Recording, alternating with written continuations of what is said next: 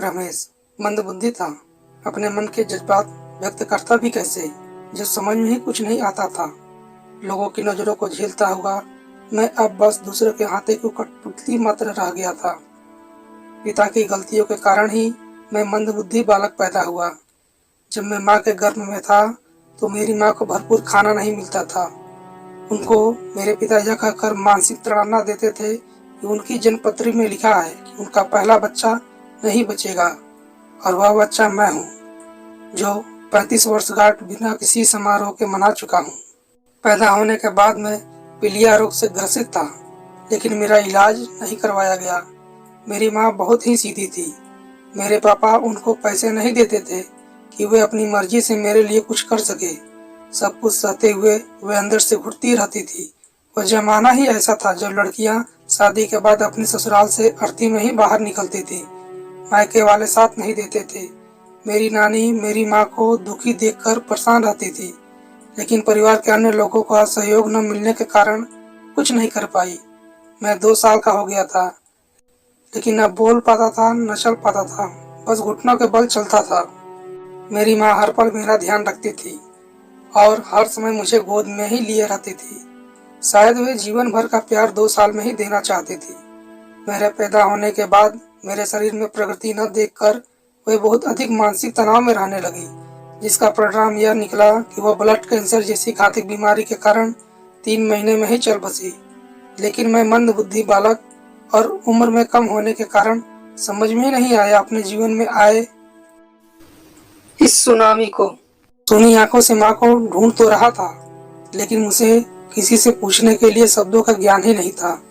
मुझे अच्छी तरह याद है, जब मेरी माँ का क्रियाक्रम करके मेरे मामा और नाना दिल्ली लौटे तो मुझे एक बार तो उन्होंने गोद में लिया, लेकिन मेरी कुछ भी प्रतिक्रिया न देखकर किसी ने मेरी परवाह भी नहीं की। बस मेरी नानी ने मुझे अपने से बहुत देर तक चिपटाए रखा। मेरे पापा तो एक बार भी मुझसे मिलने नहीं आए। माँ ने अंतिम समय में मेरी जिम्मेदारी किसी को नहीं सौंपी, लेकिन मेरे नाना नानी ने मुझे अपने पास रखने का निर्णय ले लिया। उनका कहना था कि मेरी माँ की तरह मेरे पापा मुझे भी ताड़ना देकर मार डालेंगे। वे भूले नहीं थे कि मेरी माँ ने उनको बताया था कि गलती से मेरी बाह पर गरम प्रेस नहीं गिरी थी, बल्कि मेरे पिता ने जानबूझकर मेरी बाह पर रख दी थी, जिसका निशान आज तक मेरी बाह पर है। वह एक बार सीढ़ी से धकेलने का प्रयास भी किया था। इसके पीछे उनका क्या मानसिकता थी, शायद वे जन पत्रिका की बात सत्य साबित करके अपना अहंकार संतुष्ट करने की कोशिश कर रहे थे। वे मुझे कभी लेने ही नहीं आए। माँ की मृत्यु के 3 महीने के बाद ही उन्होंने दूसरा विवाह कर लिया। यह मेरे लिए विडम्बना ही तो थी कि मुझे मेरी माँ के स्थान पर दूसरी माँ नहीं मिली, लेकिन मेरे पिता को दूसरी पत्नी मिलने में देर नहीं लगी। पिता के रहते हुए मैं अनाथ हो गया। मैं मंदबुद्धि था, इसलिए मेरे नाना नानी ने मुझे पालने में बहुत शारीरिक, मानसिक व आर्थिक कष्ट सहे। शारीरिक इसलिए कि मंदबुद्धि होने के कारण 15 साल की उम्र तक लघु और दीर्घ संख्या का ज्ञान ही नहीं था। कपड़ों में ही अपने आप हो जाता था और उनको नानी को साफ करना पड़ता था। रात को बिस्तर गीला हो जाने पर नानी रात को उठकर बिस्तर बदलती थी। ढलती उम्र के कारण मेरे नाना नानी शारीरिक व मानसिक रूप से बहुत कमजोर हो गए थे, लेकिन मोहवश में मेरा ध्यान रखते थे। मैं स्कूल अकेला नहीं जा पाता था, इसलिए मेरे नाना मुझे स्कूल बस तक छोड़ने जाते थे।